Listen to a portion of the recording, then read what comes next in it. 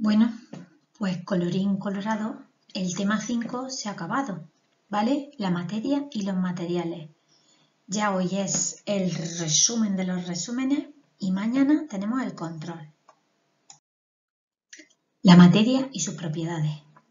Mirad, chicos, casi todas las cosas que nos rodean están hechas de materia, ¿vale? Una pelota, un lápiz, una goma, un libro, incluso los seres vivos, como puede ser este árbol que estáis viendo ahí, están hechos de materia. Pero no todos están hechos de la misma materia, ¿vale? Cada tipo de materia se llama sustancia. Pero hay otras cosas que no son materia, ¿vale? La música que escuchamos, la luz, los sentimientos como la alegría, la tristeza, eso no es materia. Todas las materias presentan dos propiedades, chicos, la masa y el volumen. Como ya habéis visto en matemáticas, para medir la masa utilizamos una báscula. La báscula nos permite pesar ¿en qué? En gramos o en kilogramos, ¿verdad? Y además, la materia, además de masa, ocupa un volumen. Mirad, vamos a hacer la prueba. Yo tengo aquí este bolígrafo y mi móvil, ¿vale? ¿Cuál creéis vosotros que tiene más masa, que pesa más? ¿Este bolígrafo o este móvil? Para saberlo, bueno, así a simple vista claramente parece que pesa más esto, ¿verdad? Si yo lo pongo en una balanza como esta, nos dirá cuál tiene más masa. Y para medir el volumen utilizamos, ¿habéis visto ese recipiente graduado? Quiere decir que si yo lleno ese recipiente un poco, por ejemplo, por la primera línea y meto este bolígrafo, ¿vale?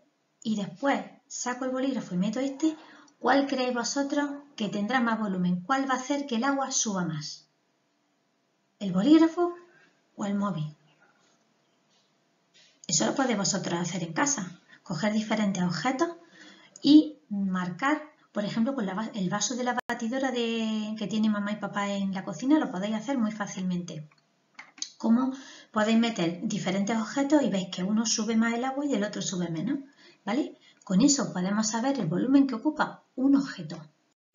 Otra cosa que ya estamos hartos de ver es que la materia la podemos ver en tres estados: sólido, líquido y gaseoso. Ahí os he puesto dos dibujos de cada uno. Mirad, por un lado, una mesa de madera es sólida, ¿verdad? O un cubito de hielo. El agua, sabéis que también está en tres estados. Cuando está congelada, que la sacamos de la nevera hecho un cubito de hielo, ¿veis? Es sólida. Sin embargo, cuando la presentamos en un vaso de agua líquida, que la podemos beber, es líquido, ¿verdad? ¿Veis? Ahí también presenta un vaso de refresco o de mosto, puede ser también, ¿vale? El líquido. Y el gaseoso, por ejemplo, en el agua, acordaos que si yo caliento mucho el agua, ¿qué pasaba? Se formaba el vapor de agua que se iba a las nubes. O en este caso, si estamos cocinando, por ejemplo, y vemos que el agua está hirviendo, ¿cómo se puede ver el vapor de agua?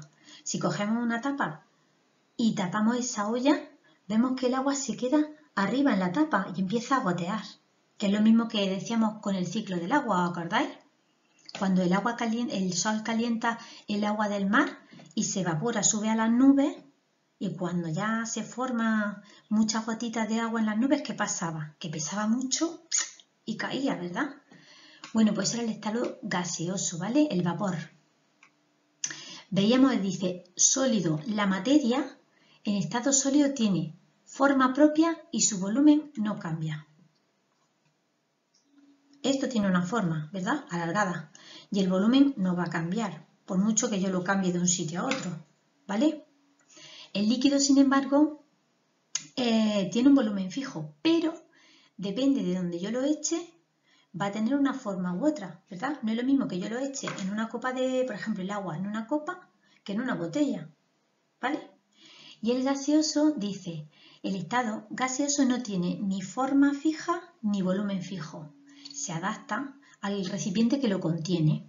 Y os pone ahí el ejemplo que veíamos ya la semana pasada de un chico inflando un globo, ¿vale? El aire va a tomar la forma de ese globo. Qué interesante, ¿eh?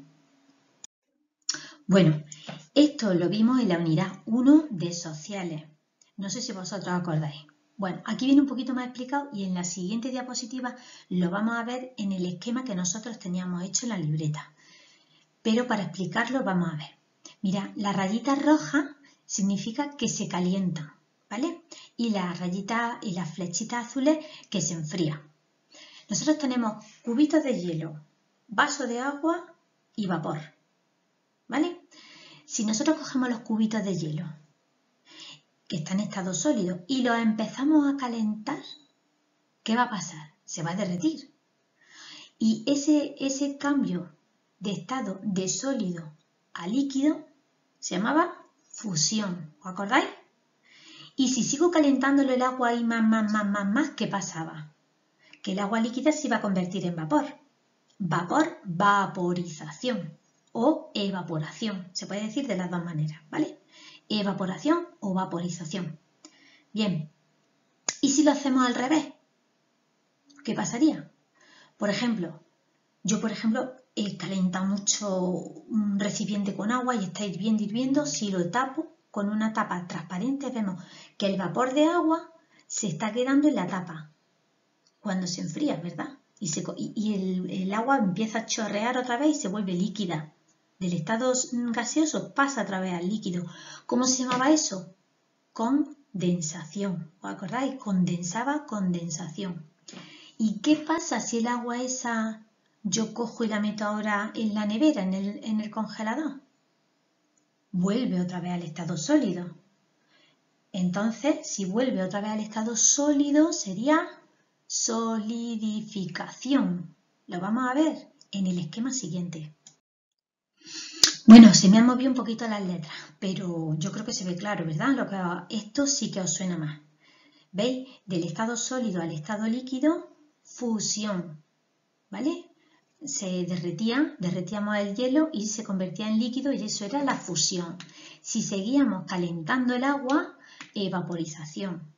Y ahora nos vamos abajo, al frío, a las flechitas azules.